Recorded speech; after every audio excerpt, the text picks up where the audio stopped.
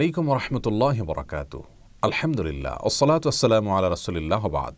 সুপ্রিয় দর্শক, আমরা অনেকেই ছোটবেলায় মক্তবে পড়েছি যে প্রত্যেক মুসলিমকে 4 কালেমা শিখতে হবে, জানতে হবে, মুখস্থ করতে হবে। কোনো কোনো জায়গায় শিখেছি আমরা যে 5 কালেমা শিখতে হবে এবং 2 ঈমান আমাদেরকে জানতে হবে। তা না হলে আমরা কেউ প্রকৃত মুসলিম হতে পারবো না বা ঈমানদার হতে পারবো না। বাগদাদি কায়দা এবং বিভিন্ন রকমের দোয়ার বই, দোয়ার ভাণ্ডার, এরকম বিভিন্ন বই পুস্তকে এ ধরনের 4 কালেমা 5 কালেমার বিবরণ পাওয়া যায়, 2 ঈমানের বিবরণ পাওয়া যায়। কোরআন এবং হাদিসে আসলেই কি একজন মুসলিমকে এই 4 বা 5 কালেমা পাঠ করা, এই বাক্যগুলো উচ্চারণ করাকে আবশ্যক করা হয়েছে কিনা, এরকম বিষয় কিনা যে কোনো মুসলিম এই 5 কালেমা মুখে উচ্চারণ না করলে তিনি আর মুসলিম হতেই পারবেন না। আজ আমরা সে বিষয়ে জানার চেষ্টা করব ইনশাআল্লাহ তাআলা। তবে শুরুতে জেনে নেই যে সেই 4 অথবা 5 কালেমা বলতে কোন দোয়াগুলোকে বোঝানো হয়ে থাকে বা কোন বাক্যগুলোকে বোঝানো হয়ে থাকে এবং 2 ঈমান বলতে কাকে বোঝানো হয়ে থাকে। কালিমা বলতে বোঝানো হয়, প্রথম কালিমা বলতে কালিমা তয়্যিবাকে বোঝানো হয়, লা ইলাহা ইল্লাল্লাহ মুহাম্মাদুর রাসূলুল্লাহ, এটি। আর কালিমা শাহাদা বলতে বোঝানো হয় আশহাদু আল্লা ইলাহা ইল্লাল্লাহ ওয়া আশহাদু আন্না মুহাম্মাদান আবদুহু ওয়া রাসূলুহু, এটি কি। এরপরে কালিমায়ে তাওহীদ বলতে আরেকটি কালিমাকে বোঝানো হয়ে থাকে, যেটির ভাষ্য হলো এরকম, লা ইলাহা ইল্লা আনত ওয়াহদাকা লা সানিয়া লাক মুহাম্মাদুর রাসূলুল্লাহ ইমামুল মুত্তাকিন রাসূলু রাব্বিল আলামিন। আর কালিমায়ে তামজিদ বলতে আরেকটি কালিমার কথা বলা হয়ে থাকে, যার ভাষ্য হলো এরকম, লা ইলাহা ইল্লা আনত নূরান ইয়াহদিল্লাহু লিনূরিহি মান ইয়াশা মুহাম্মাদুর রাসূলুল্লাহ ইমামুল মুরসালিন খাতামুন নবিয়্যিন। তেমনিভাবে আরেকটা কালিমা, কালিমায়ে রদ্দে কুফর বা কুফরকে প্রত্যাখ্যান মূলক কালিমা, কালিমায়ে রদ্দ কুফর হিসাবে যে বাক্যগুলোর কথা বলা হয়ে থাকে সেগুলো মূলত একটি দোয়া, আল্লাহুম্মা ইন্নী আউযু বিকা আন উশরিকা বিকা ওয়া আনা আ'লাম ওয়া আস্তাগফিরুকা লিমা লা আ'লাম, যেটি হাদিসে বর্ণিত হয়েছে।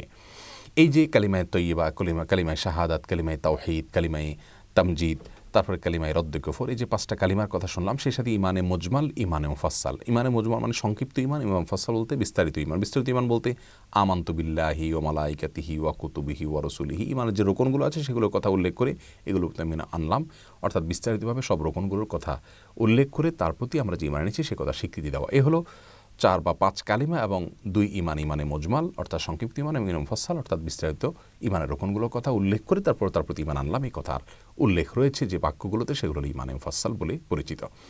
এই বাক্যগুলো উচ্চারণ করা প্রত্যেক মুসলমানের জন্য অবশ্য কর্তব্য কিনা, এই বাক্যগুলো উচ্চারণ করা প্রত্যেক মুসলমানের জন্য অবশ্য কর্তব্য কিনা, এই প্রশ্নের উত্তরে আমরা সরাসরি যে বিষয়টি বলতে পারি তা হলো 5 কালিমাতে এবং 2 ঈমানের মধ্যে যে বাক্যগুলো রয়েছে সেগুলো আসলে অত্যন্ত চমৎকার এবং যথার্থ। এই বাক্যগুলো প্রতি বিশ্বাস, এগুলোর প্রতি আমাদের ধারণা থাকতে হবে, তা নাহলে আমরা ঈমানদার হতে পারবো না। কিন্তু এই বাক্যগুলো মুখে আমাদেরকে এইভাবে, এই সিস্টেমে কালিমা তয়্যিবা হিসাবে, কালিমা শাহাদা হিসাবে, তামজিদ, তাওহীদ, রদ্দে কুফর এবং ঈমানে মুজমাল মুফাসসাল এরকম ভাগ করে আলাদা আলাদা করে এগুলোকে পাঠ করতে হবে, এমনটি অবশ্য কর্তব্য নয়। কোরআন হাদিসে কোথাও এরকম কোনো নাম এবং এভাবে ভাগ করে দেয়া হয়নি। 5 কালেমা 4 কালেমাকে আলাদা ভাগ করে দেওয়া হয়নি, যার কারণে এটিকে আমরা অবশ্য কর্তব্য মনে করব না। তবে হ্যাঁ, একজন ঈমানদার ব্যক্তি যিনি আল্লাহর প্রতি বিশ্বাস স্থাপন করেছেন, ঈমান এর পরিচয়, ঈমানের সংজ্ঞা, ঈমানের ব্যাখ্যা বিশ্লেষণ যেটি জানা তার জন্য অবশ্য কর্তব্য, সেটি জানলে এই 5 কালিমা এবং 2 ঈমানের সবগুলোই কিন্তু তার মধ্যে চলে আসবে, আলাদা করে এরকম ক্যাটাগরি ভাগ করতে হবে না। অতএব আমরা ঈমান বলতে কি বোঝানো হয়, ঈমান এর ব্যাখ্যা কি, লা ইলাহা ইল্লাল্লাহ এই কালিমাতুত তাওহীদের দাবি কি, এবং কালিমাতুর রিসালা মুহাম্মদুর রাসূলুল্লাহ রাসূল করিম সাল্লাল্লাহু আলাইহি ওয়াসাল্লাম যেখানে রাসূল হিসেবে স্বীকৃতি দেওয়ার কথা রয়েছে সে বাক্যের দাবি কি, এগুলোর ব্যাখ্যা বিশ্লেষণ যখন আমরা জানবো, ঈমানের রোকন কয়টা সেগুলো যখন জানবো, ঈমান সম্পর্কিত ইলম আমাদের বেসিক এবং মৌলিক ইলম যদি অর্জন হয়ে যায়, তাহলে এই কালিমা, এই ঈমান সবগুলোই কিন্তু অটোমেটিকলি চলে আসবে।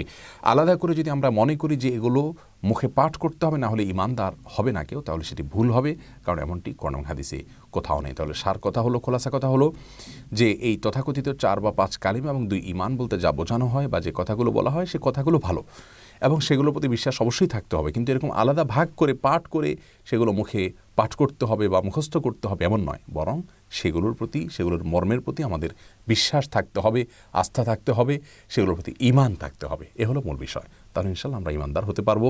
অতএব এই বাক্যগুলো মুখস্থ করার কসরত না করি আমরা ঈমানের দাবি কি সেটাকে বোঝার চেষ্টা করব, ঈমানের মৌলিক ইলম আমরা অর্জন করার চেষ্টা করব, তবেই আমরা পূর্ণাঙ্গ ইমানদার হতে পারবো ইনশাআল্লাহ তাআলা। আল্লাহ তাআলা আমাদের সকলকে সে তৌফিক দান করুন। আসসালামু আলাইকুম ওয়া রাহমাতুল্লাহি ওয়া বারাকাতুহু।